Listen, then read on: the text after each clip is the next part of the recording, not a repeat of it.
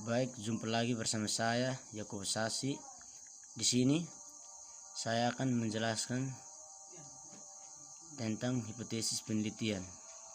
Yang pertama, kita melihat apa itu hipotesis.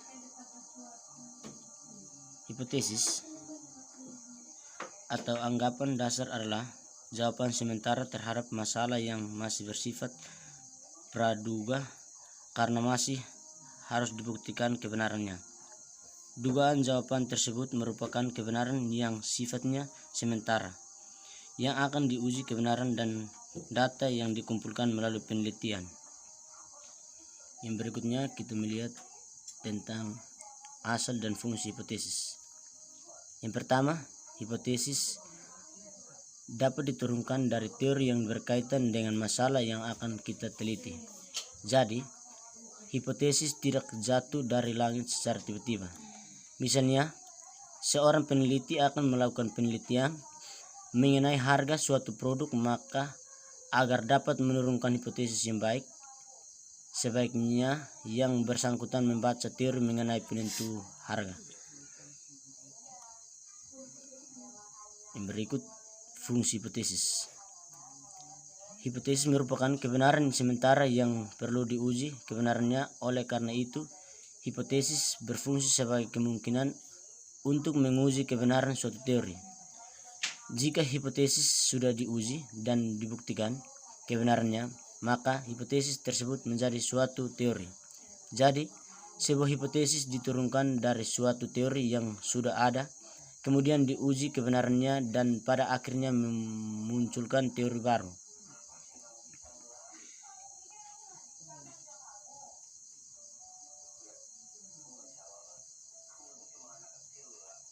Di sini juga kita akan melihat fungsi hipotesis menurut Nasution.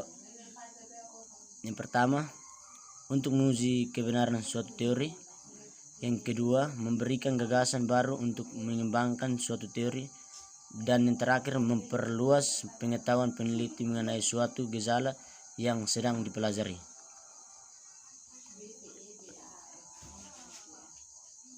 Yang berikut, pertimbangan dalam merumuskan hipotesis.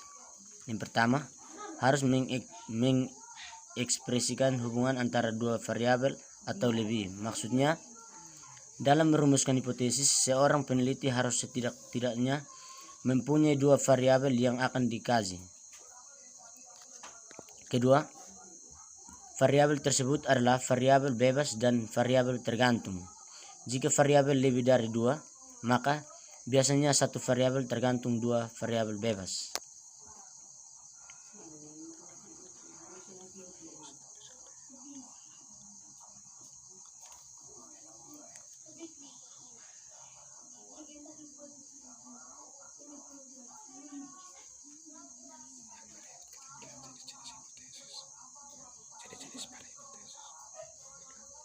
Yang berikut kita akan melihat jenis-jenis hipotesis.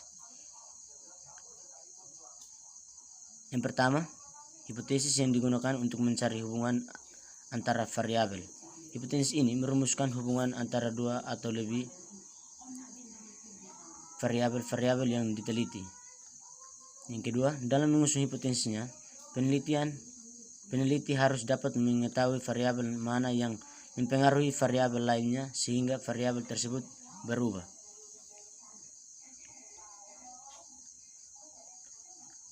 Yang berikut, menurut bentuknya, hipotesis dibagi menjadi tiga.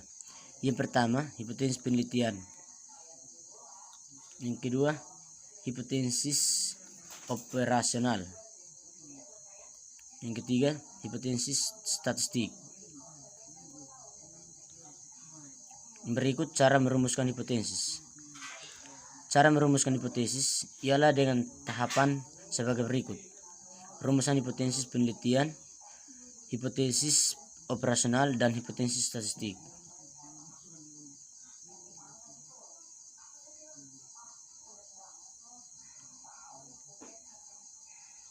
Berikut melihat hipotesis penelitian. Hipotesis penelitian ialah hipotesis yang kita buat dan dinyatakan dalam bentuk kalimat. Contoh, Ada hubungan antara gaya kepemimpinan dengan kinerja pegawai. Yang kedua, ada hubungan antara promosi dan volume penjualan.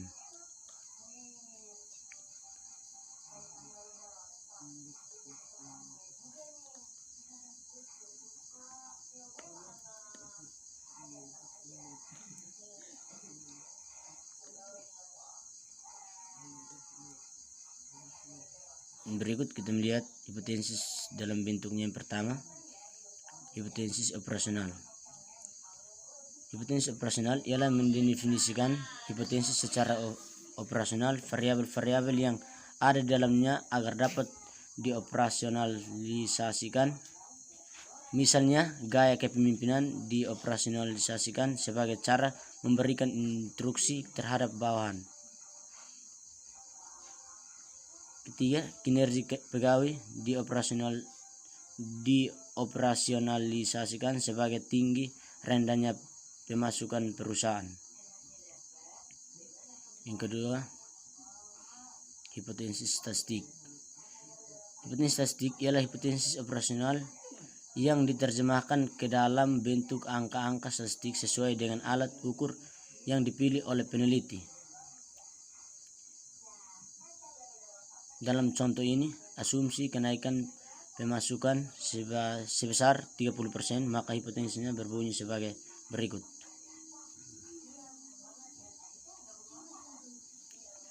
Uji hipotesis yang berikut. Hipotesis yang sudah dirumuskan kemudian harus diuji. Yang kedua, pengujian ini akan membuktikan HO atau H1 yang akan diterima. Yang ketiga, jika H1 diterima maka HO ditolak. Artinya, ada hubungan antara cara memberikan instruksi terhadap bawahan dengan tinggi rendahnya pemasukan perusahaan. Baik, yang terakhir kita melihat dua jenis kekeliruan yang kadang dibuat oleh peneliti, yaitu menolak hipotesis yang seharusnya diterima. Kesalahan ini disebut sebagai kesalahan alfa, ditanda dengan A. Menerima hipotesis yang seharusnya ditolak.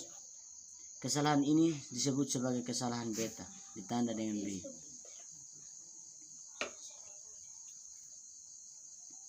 Baik, kita melihat kesalahan jenis pertama adalah kesalahan yang dibuat pada waktu menguji hipotesis di mana kita menolak HO padahal sesungguhnya HO itu benar.